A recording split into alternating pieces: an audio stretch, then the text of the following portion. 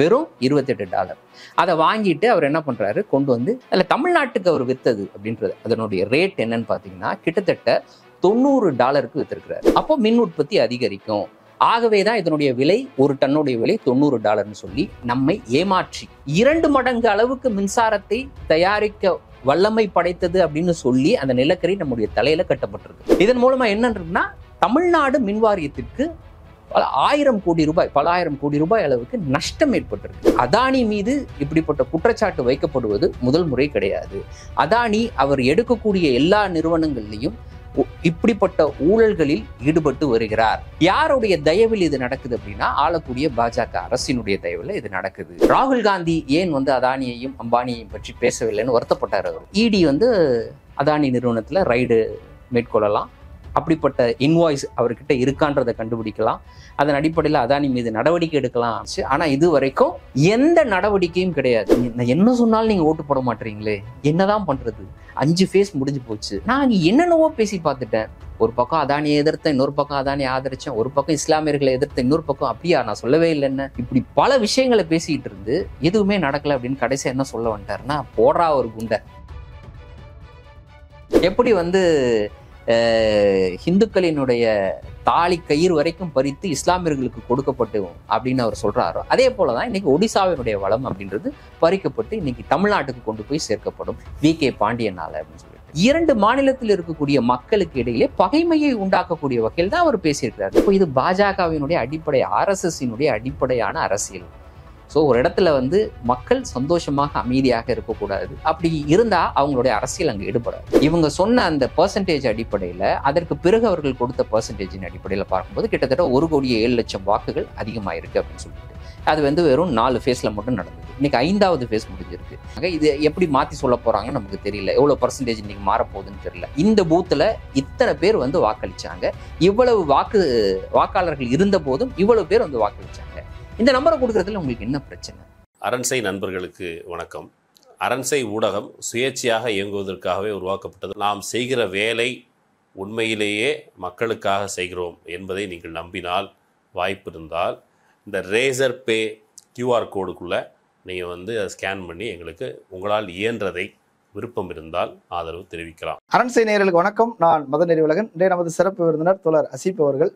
நிறைய விஷயங்கள் விவாதிக்க இருக்கிறோம், அவரை வரவேற்கலாம். வணக்கம் தோழர். வணக்கம். ஃபினான்சியல் டைம்ஸ் பத்திரிகையில இருந்து ஒரு செய்தி, அதில் என்ன சொல்றாங்கன்னா, அதானி நிறுவனம் அதிக விலைக்கு நிலக்கரியை தமிழ்நாட்டுக்கு விற்பனை செய்திருக்கிறது, இதன் மூலமாக அதிக லாபம் சம்பாதித்திருக்கிறார்கள் என்பதாக ஒரு செய்தி வந்திருக்கிறது. உங்களுடைய பார்வை? ஆக்சுவலா இந்த தகவல் இது முதல் முறை வெளியாவதில்லை. இதற்கு முன்னரே இது தொடர்பான ஒரு குற்றச்சாட்டு அப்படின்றது பலராலும் முன்வைக்கப்பட்டது. இதே ஃபினான்ஷியல் டைம் இதை பற்றி எழுதியிருக்கு. இன்னைக்கு ஆதாரப்பூர்வமாக ஒரு விஷயம் வெளியில தெரிஞ்சிருக்கு. என்ன அப்படின்னு பாத்தீங்கன்னா, அதானி நிறுவனம் தமிழ்நாட்டினுடைய மின்சார வாரியத்திற்கு நிலக்கரியை வித்திருக்கிறாங்க. நிலக்கரி எதுக்கு வாங்குறோம்? மின்சாரம் தயாரிப்பதற்காக வாங்குறோம். அப்போ வாங்கக்கூடிய நிலக்கரியினுடைய அந்த எரியும் தன்மை, அதனுடைய திறன், அதன் அடிப்படையில் அதனுடைய விலை அப்படின்றது நிர்ணயிக்கப்படுகிறது, சர்வதேச சந்தையில் நிர்ணயிக்கப்படுகிறது. அப்போ நாம அதானி நிறுவனத்திடமிருந்து, தமிழ்நாடு மின்சார வாரியம் அதானி நிறுவனத்திடமிருந்து அந்த நிலக்கரியை கொள்முதல் செய்யுது. அதானி எங்கிருந்து கொள்முதல் செய்கிறார் அப்படின்னு பார்த்தீங்கன்னா, இந்தோனேஷியாவிலிருந்து அவர் கொள்முதல் செய்கிறார். இப்போ அதானி நிறுவனம் இந்தோனேஷியாவிலிருந்து நிலக்கரியை வாங்குது. அப்போ வாங்கும்போது ஒவ்வொரு தன்மைக்கு ஏற்ற போல அது எரியக்கூடிய தன்மையின் அடிப்படையில், அப்போ 1 டன் நிலக்கரியை எரிச்சோம்னா 3500 கேலரிஸ் அந்த அளவுக்கு வெப்பம் வரும், இல்லாட்டினா 6000 கேலரிஸ் அந்த அளவுக்கு வெப்பம் வரும். அதன் தன்மையை பொறுத்து, அதுக்கு எரியக்கூடிய தன்மை, அது உருவாக்கக்கூடிய அந்த வெப்ப ஆற்றல், அதை பொறுத்து அதனுடைய விலை மாறுபடுது, ஒரு டன்னுடைய விலை. அப்படி பார்க்கும்பொழுது அதானி என்ன பண்றாருன்னா, 2013 இறுதி பகுதியில், 2014 தொடக்கத்தில், அப்போ இந்தோனேஷியாவில் நிலக்கரியை வாங்குறாரு. ஒரு நிறுவனத்திடமிருந்து நிலக்கரியை வாங்குறாரு. அங்கே வாங்கும்போது அந்த நிலக்கரியினுடைய எரியும் தன்மை, அது வெளியேற்றக்கூடிய வெப்ப ஆற்றல் எவ்வளோ இருக்கும் அப்படின்னு பார்த்தீங்கன்னா, ஒரு டன்னுக்கு 3500 கேலரிஸ். அப்போ அந்த தன்மைக்கு, அந்த குறிப்பிட்ட அளவுக்கு வெப்பாற்றலை வெளியேற்றக்கூடிய அந்த நிலக்கரியினுடைய விலை என்னன்னு பார்த்தீங்கன்னா, ஒரு டன்னுடைய விலை வெறும் $28. வெறும் $28. அதை வாங்கிட்டு அவர் என்ன பண்றாரு, கொண்டு இந்தியாவுக்கு கொண்டு இங்க இருக்கக்கூடிய மற்ற மாநிலங்களுக்கும் விற்கிறாரு, தமிழ்நாட்டுக்கு விற்கிறாரு. அதில் தமிழ்நாட்டுக்கு அவர் விற்றது அப்படின்றது அதனுடைய ரேட் என்னன்னு பார்த்தீங்கன்னா கிட்டத்தட்ட $90 வித்திருக்கிறார். 3 மடங்கு அதிகமாக. ஆமா, நமக்கு ஒரு விஷயம் தெரியும். 3500 கேலரிஸ் வந்து வெப்பாற்றலை கொடுக்கக்கூடிய நிலக்கரியினுடைய விலை இவ்வளவுதான். இதை வந்து நம்ம ஏன் $90 கொடுத்து வாங்கணுன்ற ஒரு நியாயமான லாஜிக்கான கொஸ்டின் எல்லாருக்கும் எழுதும். ஆனா அவர் அந்த நிலக்கரியை என்னன்னு சொல்லி தமிழ்நாடு மின்சார வாரியத்துக்கு வித்திருக்கிறாருன்னா, நீங்க 1 டன் நிலக்கரியை எரித்தீங்கன்னா கிட்டத்தட்ட 6000 கேலரிஸ் அளவுக்கு வெப்ப ஆற்றல் வரும்னு சொல்லி அந்த கிரேட் நிலக்கரின்னு சொல்லி வித்திருக்கிறாரு. இப்போ இது என்னன்னா அப்பட்டமாக ஏமாற்றக்கூடிய ஒரு விஷயம். மோசடிதான். இப்போ எல்லாரும் கேட்கலாம், 3500 கேலரிஸ் 6000 கேலரிஸ் இது என்ன வித்தியாசம் இருக்கு அப்படின்னு கேட்கும் பொழுது, இப்போ நம்ம மின்சாரம் உற்பத்தி செய்வதற்கு நாம் வந்து இப்போ 1 டன் நிலக்கரியை எரிச்சோம் அப்படின்னா 6000 கேலரிஸ் வருது, வெப்பாற்றல் வருதுன்னா அதற்கேற்றாற் போல மின்சார உற்பத்தியும் அதிகரிக்கும். அப்போ வெறும் 1 டன்னை எரிக்கும் போது 3500 கேலரிஸ் தான் வருது வெப்பாற்றல்னா மின்சார உற்பத்தி ஆகக்கூடிய அளவு குறையும். அப்போ 1 டன்ல 2 மடங்கு அளவுக்கு மின்சாரத்தை தயாரிக்க வல்லமை படைத்தது அப்படின்னு சொல்லி அந்த நிலக்கரி நம்முடைய தலையில கட்டப்பட்டிருக்கு. 3500 கிடையாது, 6000 கேலரிஸ் அளவுக்கு உங்களுக்கு வெப்பாற்றல் கிடைக்கும். அப்போ மின் உற்பத்தி அதிகரிக்கும். ஆகவேதான் இதனுடைய விலை $90 அப்படின்னு சொல்லிட்டு 1 டன்னுடைய விலை $90 சொல்லி நம்மை ஏமாற்றி, தமிழ்நாடு மின் வாரியத்தை ஏமாற்றி இந்த வேலையை அதானி நிறுவனம் செஞ்சிருக்குன்னு நான் சொன்ன மாதிரி ஏற்கனவே இப்படிப்பட்ட ஒரு குற்றச்சாட்டு வைக்கப்பட்டது. இன்னைக்கு ஆதாரப்பூர்வமாக கையும் களவுமாக அவர் பிடிபட்டிருக்கிறார். அந்த இன்வாய்ஸ்லாம் நமக்கு கிடைச்சிருக்கு, அதாவது ஃபினான்ஷியல் டைமுக்கு கிடைச்சிருக்கு, அதை அவங்க வெளியிட்டு இருக்கிறாங்க. உண்மையில பார்க்க போனா அந்த நிறுவனம் விற்கக்கூடிய ஜான்லின் அப்படின்ற ஒரு நிறுவனத்திலிருந்து வாங்குறாரு இந்தோனேஷியால. அந்த நிறுவனம் என்ன பண்ணுதுன்னா நேரடியாக இந்தியாவுக்கு கொண்டு வராம இன்னொரு நிறுவனத்துக்கு விற்று அந்த நிறுவனம் $34 அதானி கிட்ட விற்று அதானி அதை நம்ம கிட்ட கொண்டு வந்து எவ்வளோக்கு வித்திருக்கிறாருன்னா $90-92 வரைக்கும் அதை வித்திருக்கிறாரு. கிட்டத்தட்ட 22 ஷிப்மெண்ட்டை அவங்க வந்து ஆய்வு பண்ணதுல இந்த இன்வாய்ஸ் எல்லாம் அவங்களுக்கு கிடைச்சிருக்கு. இதன் மூலமா என்ன இருக்குன்னா தமிழ்நாடு மின்வாரியத்திற்கு பல ஆயிரம் கோடி ரூபாய் அளவுக்கு நஷ்டம் ஏற்பட்டிருக்கு. அதை நம்மால் புரிஞ்சு கொள்ள முடியுது. அப்போ இந்த நஷ்டம் யார் தலையில விடியும்? மக்கள் தலையில விடியும். ஆக்சுவலா பார்க்க போனா இப்ப மின்வாரியம் வந்து பயனாளர்கள் தலையில தான் இதை இறக்கும். உற்பத்தி செலவு அதிகமாகும் போது எதெல்லாம் கை வைக்கலாம் அப்படின்ற ஒரு நிலைக்கு மின்வாரியம் தள்ளப்படும், அரசும் தள்ளப்படும்.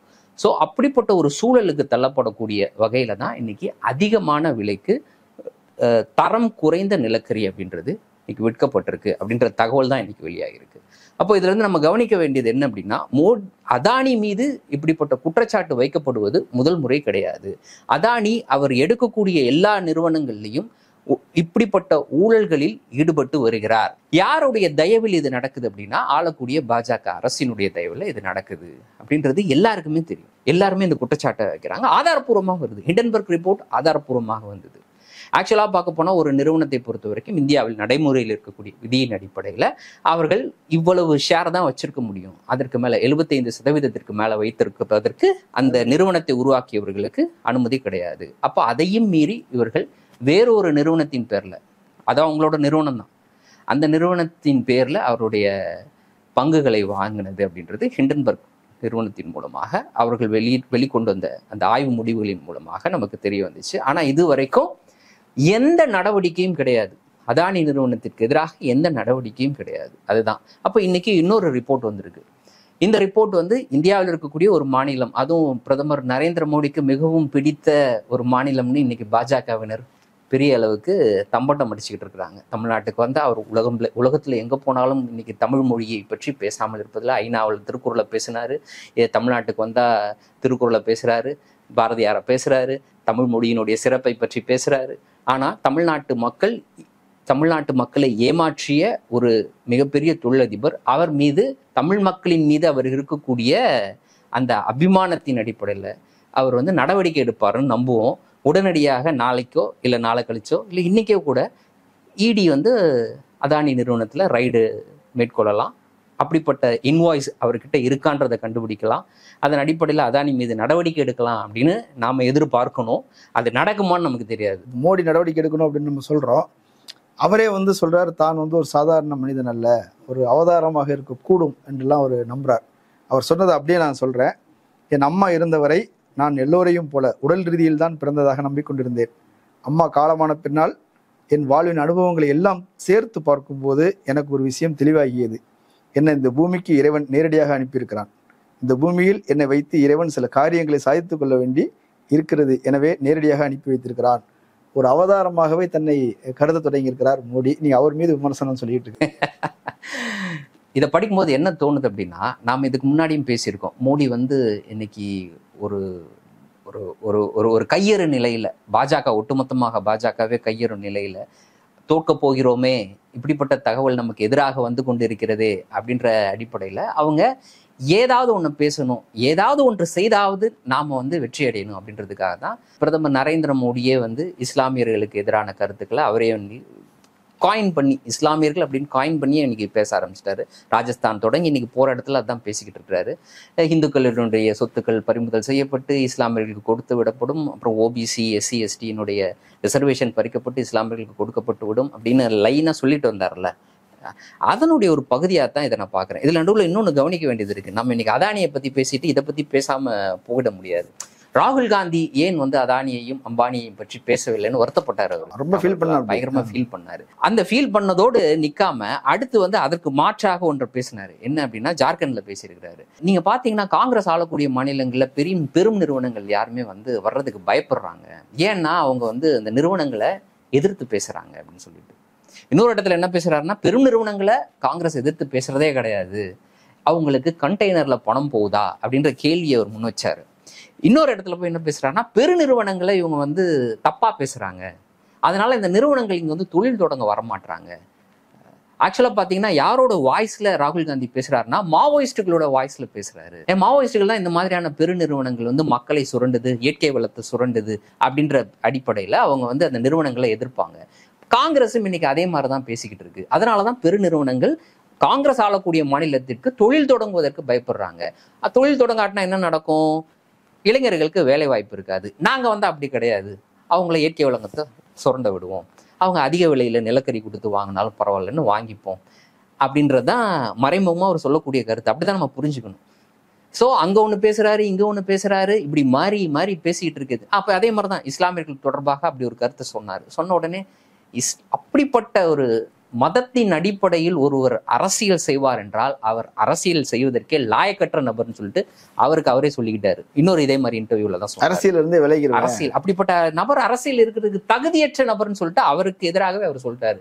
அப்படி சொல்லிட்டு இன்னொரு இடத்துல வந்து திருப்பி அன்னைக்கு ராஜஸ்தான்ல பேசினாரு, அதை திருப்பி பேசிக்கிட்டு இருந்தாரு. சோ அதனுடைய ஒரு பகுதியாக தான் நம்ம இதை பார்க்கணும். அதாவது இப்ப கடைசியா என்ன சொல்ல வர்றாரு அப்படின்னா, என்ன சொன்னாலும் நீங்க ஓட்டு போட மாட்டீங்களே, என்னதான் பண்றது, 5 ஃபேஸ் முடிஞ்சு போச்சு, பாருங்க அவதாரம் இதுக்கு பாருங்க வரக்கூடிய தகவல் எல்லாம் எதிராக வருது. என் கூட்டணியில் இருக்கக்கூடிய கட்சிகள் அதனுடைய தலைவர்கள் பேசுறது உதாரணத்துக்கு ஒன்று சொல்றேன். இப்ப மகாராஷ்டிராவை பொறுத்த வரைக்கும் ரொம்ப நம்பிக்கையாக இருக்கக்கூடிய ஒரு மாநிலம். எதுக்கு பிறகு உத்தரப்பிரதேசத்துக்கு அடுத்தபடியாக அந்த மாநிலத்தை பொறுத்த வரைக்கும் அஜித் பவார், தேசியவாத காங்கிரஸ்ல இருந்து பிரிச்சுட்டு வந்த அஜித் பவார் 5ஆம் கட்ட தேர்தலில் அவர் தேடுறாங்க, ஆளை காணோம். பிரச்சாரத்துக்கே வரலங்க. மோடி வராரு, மும்பையில ரோட் ஷோ நடத்துறாரு, அந்த ரோட் ஷோல அஜித் பவாரை காணோம். முக்கியமான கூட்டணி கட்சி தலைவர் அவரை காணோம். என்னன்னு ஏதோ உடம்பு சரியில்லைன்னு படுத்துட்டாங்க அப்படின்னு சொல்றாங்க. இன்னொரு தகவல் அந்த டைம்ல என்ன வருது அப்படின்னு பண்ணா, அஜித் பவாருடைய அந்த கட்சியை சேர்ந்த ஒரு மூத்த தலைவர் அவர் போய் யாரை பாக்குறாருன்னா சரத் பவாரை பார்த்துட்டாருன்னு தகவல். அப்புறம் இன்னொரு தலைவர் சொல்றாரு, ஆமான் இந்த தேர்தலில் நாங்க வெற்றி பெறுவோன்ற நம்பிக்கையே இல்லைன்ற மாதிரி வெளிப்படையா அவர் பேசுறாரு. இப்படிப்பட்ட சூழலில் கடைசியில போய் அவரை போய் மிரட்டி அப்படிதான் கூப்பிட்டு வந்திருக்கிறாங்க. பார்த்தா திடீர்னு வந்து பிரச்சாரத்துல நிக்கிறாரு. இப்படிப்பட்ட தகவல்லாம் அவருக்கு வரும்ல, அவர் பார்க்குறாருல நேரடியாக. நான் என்னென்னவோ பேசி பார்த்துட்டேன். ஒரு பக்கம் அதானியை எதிர்த்தேன், இன்னொரு பக்கம் அதானியை ஆதரிச்சேன், ஒரு பக்கம் இஸ்லாமியர்களை எதிர்த்தேன், இன்னொரு பக்கம் அப்படியா நான் சொல்லவே இல்லைன்னு இப்படி பல விஷயங்களை பேசிக்கிட்டு இருந்து எதுவுமே நடக்கல அப்படின்னு கடைசியா என்ன சொல்ல வந்துட்டாருன்னா, போடுறா ஒரு குண்டை, நான் மனுஷனே கிடையாதுடா, நான் கடவுள், இப்பயாவது மக்கள் ஓட்டு போடுவாங்களா, இன்னும் ஒரு 2 கட்ட தேர்தல் இருக்கு, அதுல வந்து ஒரு 100 சீட்டை வாங்கிட மாட்டோமா, அதுல ஒரு பாதி ஒரு முக்காவாசி சீட்டு வராதா, 400ன்னு வேற எல்லாருக்கிட்டையும் நம்ம சொல்லி வச்சிருக்கிறோமே, ஆப்கி பார் சாக்கோபார்னு, அந்த சாக்கோபார் கிடைச்சிருமோ, கடைசியில 400 பாருக்கு பதிலாக சாக்கோபார் கிடைச்சிருமோ அப்படின்ற அந்த பதட்டம் தான். அப்படித்தான் நம்ம இதை பார்க்கணும். அப்போ நான் ஒரு கடவுள் அப்படின்னு சொல்லுவது அப்படின்றது யாருன்னா இந்த வாக்காளர்களை ஏமாற்றுவது. அவர் கடவுள்னு டைரக்டா சொல்லல, நான் ஒரு அப்படிப்பட்ட ஒரு பிறவி, ஏதோ ஒரு கடமையை செய்வதற்காக என்னை வந்து இறைவனை அனுப்பி வச்சிருக்கிறாரு அப்படின்னு சொல்றது. இப்படி எல்லாம் வாக்கு சேகரிக்க முடியுமா ஒரு நபரால? அதுவும் பிரதமராக இருக்கக்கூடிய ஒரு நபர். அதுலேயும் ஒரு ஒரு விஷயத்தையும் வந்து டிஸ்கிளைமர்லாம் போடுறாரு. இப்படி நான் சொல்வதை பார்த்து வந்து இடதுசாரிகள் சிரிப்பார்கள், என்னை வந்து நக்கல் அடிப்பாங்க. பரவாயில்ல, நான் அதெல்லாம் ஏத்துக்கிறேன், ரொம்ப பெருந்தன்மையாக நான் அதை ஏற்றுக்கொள்கிறேன் அப்படின்னு சொல்லிட்டு இந்த கருத்தை சொல்றாரு. அப்போ மக்கள் வந்து முட்டாள் அப்படின்னு யோசிக்கக்கூடிய ஒரு நபர். நான் மறுபடியும் இந்த கருத்தை நான் பதிவு செய்யறேன் ஒவ்வொரு இடத்துலையும். மக்களை முட்டாள்கள் அப்படின்னு யோசிக்கக்கூடிய நபர் தான் இப்படியாக பேச முடியும். அப்புறம் இந்த மாதிரி கடவுள் நம்பிக்கை இருக்கக்கூடியவர்கள் கூட இப்படி பேசுவதை வந்து விரும்ப மாட்டாங்க. கடவுளை கடவுளாக பார்ப்பவர்கள், மனிதனை மனிதனாக பார்ப்பவர்கள். அதுல ஒரு சிலர் இருக்காங்க, கடவுள்னு சொல்லி வரக்கூடிய எல்லா நபர்களையும் நம்பக்கூடிய நபர்களும் இருக்கிறாங்க. ஒருத்தர் வந்து சாமியார் ஆன்மீக சொற்பொழிவாற்றுறாரு அப்படின்னா அவர் சாதாரண சாமியார்னு எடுத்துக்கிறாங்க.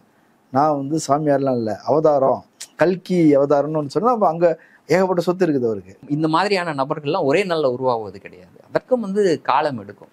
அவங்க சில வித்தைகளை காமிக்கணும், ஏமாற்று வேலைகளை செய்யணும். இவ்வளவு செய்ததற்கு பிறகுதான் அதை சாமியார்னு அந்த ஒரு பகுதியில் இருக்கிறவங்க முதல்ல நம்புவாங்க. அதற்கு பிறகு மற்றவங்க காலம் எடுக்கும். இன்னைக்கு வந்து திடீர்னு நான் சாமியார்னு சொன்னேன், நாளைக்கே வந்து எல்லாரும் வந்து ஆஹா இவர் சாமியார் அப்படின்னு நம்பி ஓட்ட போட்டுருவாங்களா? முதல்ல சாமியாருக்கு எதுக்கு ஓட்டு போடணும்? இந்த கேள்வி இருக்குல்ல.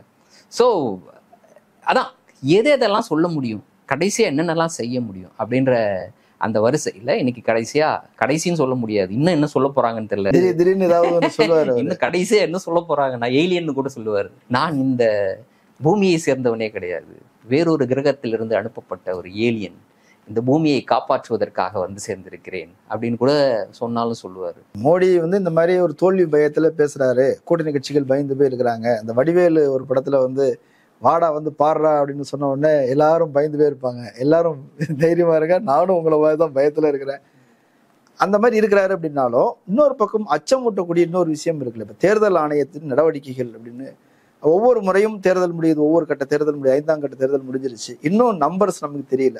ஒவ்வொரு தொகுதியிலையும் எவ்வளவு வேட்பாளர்கள் ஓட்டு போட்டாங்க, பர்சன்டேஜ் மட்டும்தான் இருக்குது, மொத்தமா எவ்வளவு பேர் ஓட்டு போட்டாங்க. இன்னும் அது இவ்வளவு எதிர்கட்சிகள் எல்லாம் சேர்ந்து கூட்டம் போட்டு பேசியாச்சு, மனு கொடுத்தாச்சு, எதுக்குமா அசைஞ்சு கொடுக்க மாட்டேங்குது. 5ஆம் கட்ட தேர்தல் முடிஞ்சது, இதற்கு பிறகாவது 2 நாள் கடந்துருச்சு, இன்னைக்கு 2வது நாள். இதற்கு முன்னர் நடந்த ஒவ்வொரு கட்ட தேர்தலையும் நம்பரை கொடுங்கன்னு எதிர்கட்சிகள் எல்லாம் கேட்டாச்சு. தேர்தல் ஆணையத்தை சந்தித்து மனு கொடுத்தாச்சு. உச்சநீதிமன்றத்தில் வழக்கு போட்டாச்சு. வழக்கு நிலுவையில் இருக்கு. நாளை மறுநாள் மீண்டும் விசாரணைக்கு வருது. இந்த சமயத்தில் 5ஆம் கட்ட தேர்தல் நடந்துச்சு. நேற்று முன்தினம் நடந்திருக்கு, 2வது நாள் இன்னைக்கு. இன்ன வரைக்கும் இவங்க கேட்ட அந்த நம்பர் அப்படின்றது வரல. அப்போ தேர்தல் ஆணையம் ஒரு விஷயத்துல ரொம்ப உறுதியாக இருக்கிறது. நீ என்ன கேட்கறத நான் என்ன கொடுப்பது, இந்த நம்பரை கொடுக்காமல் இருப்பதனுடைய பின்னணி என்ன, இதுதான் எல்லாருமே திருப்பி கேட்குறாங்க. இப்போ டைம்ஸ் ஆஃப் இந்தியா ஒரு மிக முக்கியமான ஸ்டோரியை பிரேக் பண்ணாங்க. இவங்க சொன்ன அந்த பெர்சன்டேஜ் அடிப்படையில், அதற்கு பிறகு அவர்கள் கொடுத்த பெர்சன்டேஜின் அடிப்படையில் பார்க்கும்போது கிட்டத்தட்ட 1,07,00,000 வாக்குகள் அதிகமாயிருக்கு அப்படின்னு சொல்லிட்டு, அது வந்து வெறும் 4 ஃபேஸில் மட்டும் நடந்தது. இன்னைக்கு 5வது ஃபேஸ் முடிஞ்சிருக்கு. இதில் வந்து அவர்கள் 60% சொல்கிறாங்க. இது எப்படி மாற்றி சொல்ல போகிறாங்கன்னு நமக்கு தெரியல. எவ்வளோ பர்சன்டேஜ் இன்னைக்கு மாறப்போகுதுன்னு தெரியல. ஏன்னா 2-3 நாள் கழிச்சு திடீர்னு ஒரு பர்சன்டேஜ் சொல்லுவாங்க. அப்படி தான் சொன்னாங்க இதற்கு முன்னலும். அப்போ எவ்வளோ பர்சன்டேஜ் இன்னைக்கு மாறப்போகுதுன்னு தெரியல. அதில் எவ்வளவு வாக்கு அதிகமாக ஆட் ஆக போகுதுன்னு தெரியல. அப்போ இந்த நம்பரை கொடுங்க அப்படின்னு கேட்கறதுல என்ன தப்பு அப்படின்னு நமக்கு புரியல. ஏன் தேர்தல் ஆணையம் இவ்வளவு அடம் பிடிக்குது அப்படின்றது நமக்கு தெரியல. அப்போ உச்சநீதிமன்றத்தில் இருக்கக்கூடிய வழக்கு அது நாளை மறுநாள் விசாரணைக்கு வரும் பொழுது நாம் எதிர்பார்க்கக்கூடியது என்ன அப்படின்னா, உச்சநீதிமன்றம் இனியும் காலம் தாழ்த்தாமல் உடனடியாக அந்த நம்பரை கொடுக்கணும். ஏன்னா அடுத்து 2 கட்ட தேர்தல் இருக்கு. அந்த 2 கட்ட தேர்தலையாவது தேர்தல் முடிந்த உடனேயே அடுத்த நாளோ இல்லை அதற்கு அடுத்த நாளோ, அதிகபட்சமாக நீங்கள் எடுத்துக்கொள்வது 2 நாட்களோ எடுத்துக்கோங்க, நம்பரை கொடுங்க. இந்த பூத்துல இத்தனை பேர் வந்து வாக்களிச்சாங்க, இவ்வளவு வாக்காளர்கள் இருந்த போதும் இவ்வளவு பேர் வந்து வாக்களிச்சாங்க, இந்த நம்பரை கொடுக்கறதுல உங்களுக்கு என்ன பிரச்சனை? இதான். அப்போ இன்னைக்கு 5ஆம் கட்ட தேர்தலையும் அவங்க வெளியிட மறுக்கிறாங்க அப்படின்னா, நீ எங்க வேணா போ, என்கிட்ட வந்து கம்ப்ளைண்ட் கொடு, பரவாயில்ல, உச்சநீதிமன்றத்துக்கு போ, பரவாயில்ல, ஆனா நான் தரமாட்டேன். இதுக்கு முன்னாடி இது நடைமுறையாக இருந்துச்சா அப்படின்னு பாத்தீங்கன்னா 2019 வரைக்கும் இது நடைமுறையாக இருந்திருக்கு. அப்படின்ற போது இந்த தேர்தலில் ஏன் உங்களால செய்ய முடியல? இந்த கேள்வி இன்னமும் கேள்வியாகவே இருக்கு. உச்சநீதிமன்றம் இதை கருத்துல எடுத்துக்கிட்டு உடனடியாக இந்த எண்ணிக்கையை வெளியிட சொல்லி உத்தரவு போடுன்ற ஒரே ஒரு நம்பிக்கை மட்டும்தான் இன்னைக்கு வரைக்கும் இருக்கு. பொறுத்திருந்து பார்ப்போம். மோடி குறித்து பேசும்போது ஒரிசாவில் அவர் பேசியது ஒரு பெரிய சர்ச்சை. அங்க வந்து வி.கே. பாண்டியன் அப்படின்னு சொல்லி ஏற்கனவே அவருடைய நவீன் பட்நாயக்கோட உதவியாளராக இருக்கக்கூடியவர், அவர் குறித்து ரொம்ப அமித்ஷாவும் பேசுறார், மோடியும் பேசுறார்.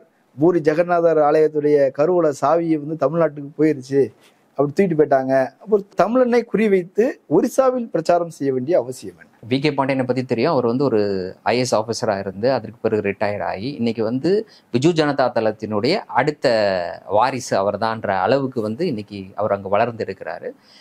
நவீன் பட்நாயக்கும் கூட தன்னுடைய அரசியல் வாரிசு அப்படின்ற மாதிரி அவர் அறிவிச்சிருக்கிறாரு. அப்போ இன்னைக்கு ஒடிசாவை பொறுத்த வரைக்கும் அவங்க பாஜகவினுடைய பிரச்சாரம் என்னவாக இருக்குன்னா, அங்கே மண்ணின் மைந்தர் கிடையாது.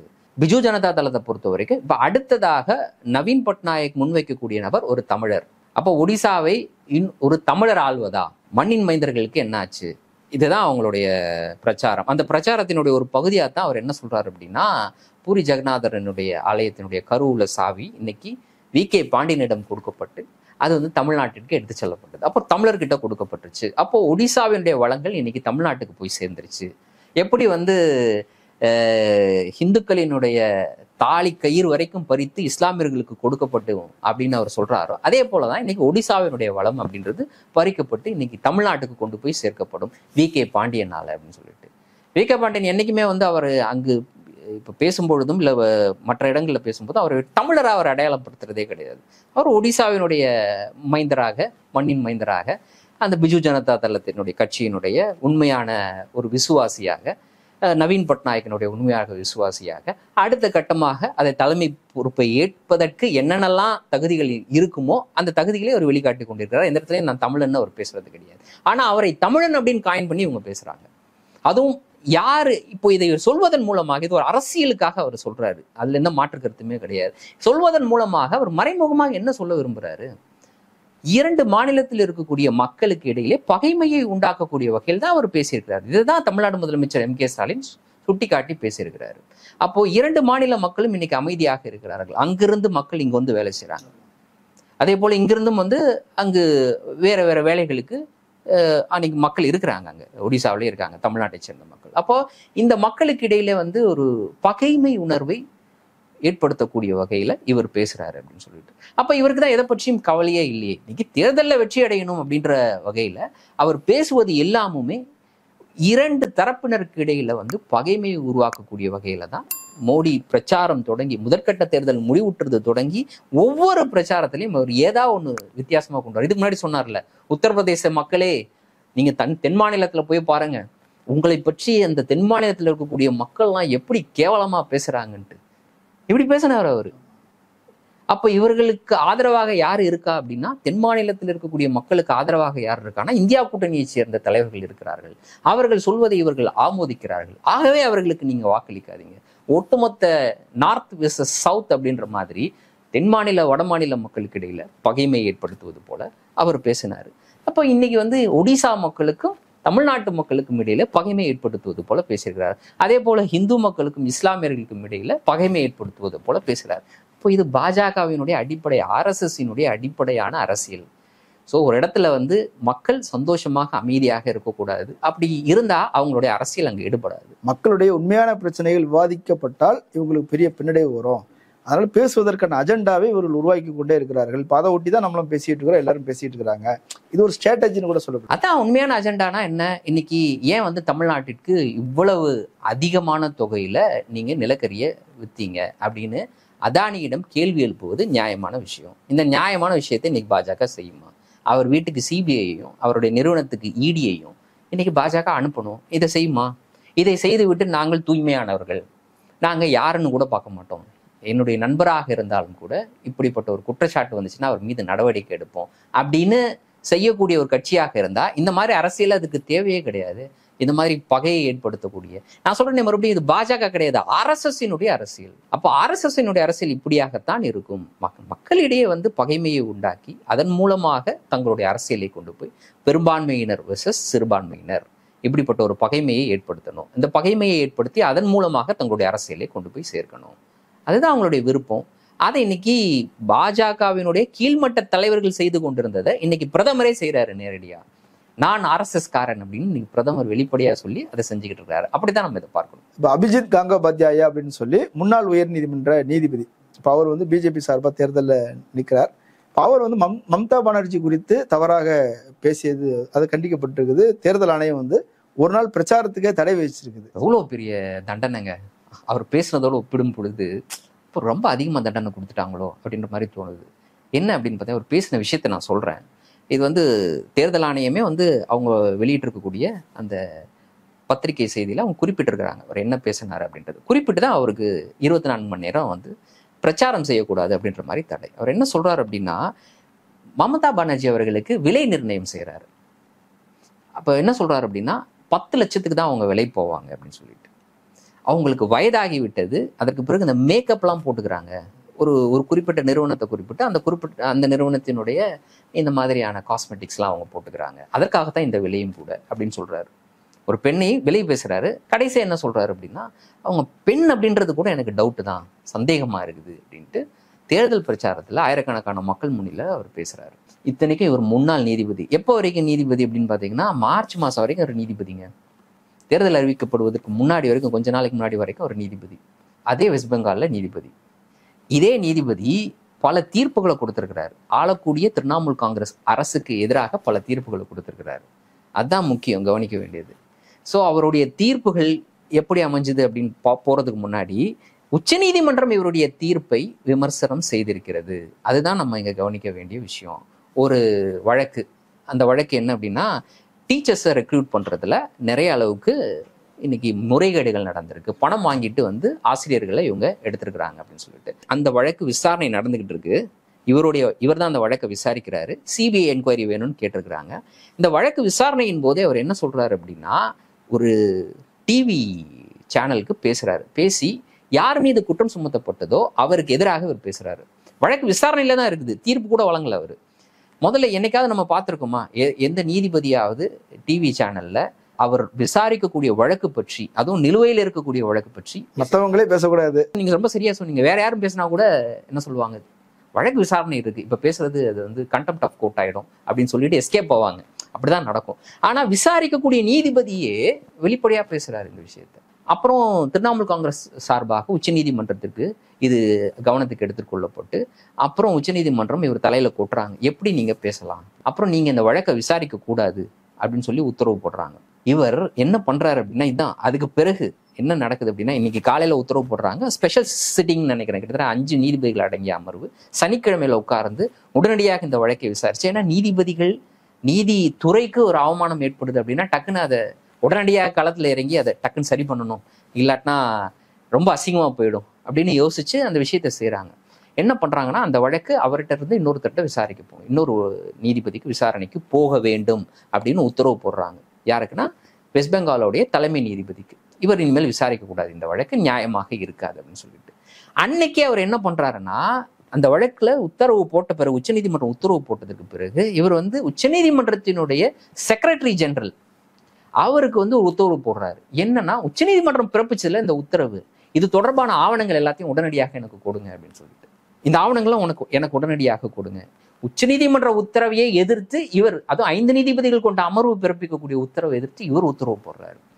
அதையும் உச்சநீதிமன்றம் தடை செய்திருச்சு. அது ஒரு நிகழ்வு. 2வது நிகழ்வு தான் ரொம்ப முக்கியம். இதே மாதிரி இன்னொரு வழக்கு, அது என்னன்னா மருத்துவக் கல்லூரி மாணவர் சேர்க்கை தொடர்பான வழக்கு. அதுல முறைகேடுகள் நடந்திருக்கு, சிபிஐ என்கொயரி கேட்கறாங்க. அந்த வழக்கு விசாரணையில இவர் சிபிஐ என்கொயரி போட்டுறாரு, சிங்கிள் ஜட்ஜி இவர் போட்டுறாரு. அதை எதிர்த்து அவங்க வந்து பெஞ்சுக்கு போறாங்க. 2 நீதிபதிகள் கொண்ட அமர்வுக்கு போறாங்க. 2 நீதிபதிகள் கொண்ட அமர்வு என்ன பண்ணுது, அதற்கு தடை கொடுக்குறாங்க. இடைக்காலமா விசாரிக்கும் போது தடை கொடுப்பாங்கல்ல. இவர் என்ன பண்றாரு, உடனடியாக அந்த தடை செல்லுபடியாகாது அப்படின்னு சொல்றாரு. மறுபடியும் உச்சநீதிமன்றம் தலையிட்டு, நீயும் விசாரிக்க வேணாம், அந்த பெஞ்சும் விசாரிக்க வேணாம், ஒட்டுமொத்தமா நான் விசாரிச்சுக்கிறேன்னு எடுத்துக்கிட்டாங்க அவங்க. சோ இதற்கு முன்னர் நீதிபதிகள் இதற்கு எப்பயுமே நடந்துக்காத ஒரு விதத்தில் நடந்து கொண்டவர் தான் இவர். RN ரவி போல இருக்குது இது பார்க்கும்போது. இதுக்கு முன்னாடி பார்க்காத ஒரு ஆளுநராக நம்ம பார்த்தோம்ல, அதே மாதிரி பார்க்காத நீதிபதியாக இருந்தவர் தான். இப்படி இருந்து கொண்டிருந்தவர் தான் திடீர்னு என்ன பண்றாரு, ஒரு நாள் ரிசைன் பண்றாரு.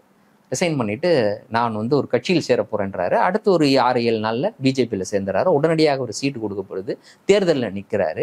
அப்படிப்பட்ட நீதிபதி தான் இவர். இன்னைக்கு வந்து ஒரு முக்கியமான தலைவர் தான், ஒரு பெண் தலைவர். அவருக்கு எதிராக அவருக்கு விலை பேசியது, இதெல்லாம் ஒரு சாதாரண நபர் கூட செய்ய மாட்டாங்கங்க. ஒரு கட்சியினுடைய அடிப்படை தொண்டராக இருக்கக்கூடியவருக்கு கூட புரியும் இப்படிலாம் பேசக்கூடாதுன்னு. கட்சியில யாராவது 1-2 பேர் இந்த மாதிரி பேசிட்டு சுத்திட்டு இருப்பாங்க. ஆனா ஒரு முன்னாள் நீதிபதி இப்படியாக பேசுனது அப்படின்றது அது வந்து இவர் மேல நடவடிக்கை எடுக்கலன்னா இன்னமும் ரொம்ப அப்பட்டமா நம்ம மாட்டிப்போமே அப்படின்றதான் இன்னைக்கு தேர்தல் கமிஷனுடைய ஒரு எண்ணம். கண் துடைப்பு. ஏதாவது ஒரு நடவடிக்கை எடுக்கலாமே அப்படின்னு பார்த்து ஆக்சுவலா பார்க்க போனா இவர் தேர்தலிலே போட்டியிடுவதற்கு இவருக்கு தடை விதிக்கணும். அவர் மீது வைக்கப்பட்டிருக்கக்கூடிய குற்றச்சாட்டு அப்படிப்பட்ட ஒரு குற்றச்சாட்டு. ஆமாம், அந்த குற்றச்சாட்டு உறுதிதான் அப்படின்னு உறுதியின் அடிப்படையில தான் வெறும் 24 மணி நேரம் அவர் வந்து பிரச்சாரம் செய்யக்கூடாதுன்னு ஒரு கண் துடைப்பாக ஒரு தண்டனையை கொடுத்திருக்கிறாங்க. இதை பேசிட்டு இருக்கும் போதே இன்னொரு தகவல், அதே வந்து மேற்குவங்க மாநிலத்தினுடைய உயர்நீதிமன்றத்திலிருந்து சித்தரஞ்சன் தாஸ்னு ஒரு நீதிபதி அவர் வந்து ஓய்வு பெறாரு. அந்த ஓய்வு பெறக்கூடிய அந்த நிகழ்ச்சியில அவர் வந்து பேசும்பொழுது சொல்றாரு, நான் வந்து சிறு வயது முதல் இப்போது வரைக்கும் RSS அமைப்பில் வந்து நான் இருக்கிறேன் அப்படின்ற மாதிரி அவருக்கு கருத்து தெரிவிக்கிறாரு. வெளிப்படையா சொல்றாரு, நான் RSS அமைப்பை சேர்ந்தவன், கிட்டத்தட்ட ஒரு 30 ஆண்டுகளாக அதிலிருந்து விலகி இருக்கிறேனே தவிர அந்த கருத்தியலுக்கு எனக்கு உடன்பாடு அப்படின்ற மாதிரி, அதுதான் என்னை வளர்த்தது அப்படின்னு வெளிப்படையா பேசுறாரு. இப்போ அவர் என்ன தீர்ப்பு வழங்கியிருப்பாரு? அவர் மேல ஏற்கனவே அவர் இது மாதிரி கான்ட்ரவர்சியா ஒரு தீர்ப்பு வழங்கினது தெரிஞ்சது. பெண்கள் வந்து, அது இளம் பருவத்தை சேர்ந்த பெண்கள் வந்து தங்களுடைய மானத்தை காப்பாற்றுவது அப்படின்றதுல அவங்க ரொம்ப கேர்ஃபுல்லா இருக்கணும். அவர்கள் தங்களை பார்த்து கொள்ள வேண்டும், உணர்ச்சிகளை கட்டுப்படுத்த வேண்டும், அதுவும் குறிப்பா காம உணர்ச்சிகளை கட்டுப்படுத்திக் கொள்ள வேண்டும் அப்படின்னு வெளிப்படையா சொன்ன நபர் தான் இவர். RSS உடைய எண்ணம் தான் அது. RSS பெண்களை எப்படி பார்க்கணும் நமக்கு நல்லா தெரியும். அபிஜித் உபாத்யாயா சொன்ன அந்த கருத்தும் கூட RSS உடைய கருத்து தான். RSS பெண்களை எப்படி பார்க்குது?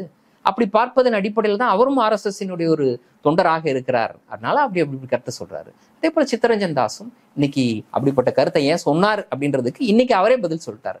ஏன்னா என்னை வளர்த்தது RSS இப்படித்தான் பெண்களை பார்க்க கற்றுக் கொடுத்திருக்கிறது அப்படின்றதா, அப்படியாகத்தான் நம்ம அதை புரிஞ்சுக்கணும். நிகழ்ச்சி இறுதி பகுதிக்கு வந்துட்டோம். நிறைய தகவல்களை சொல்லியிருக்கிறீங்க, அதை மக்கள் பரிசீலிக்கட்டும். நன்றி.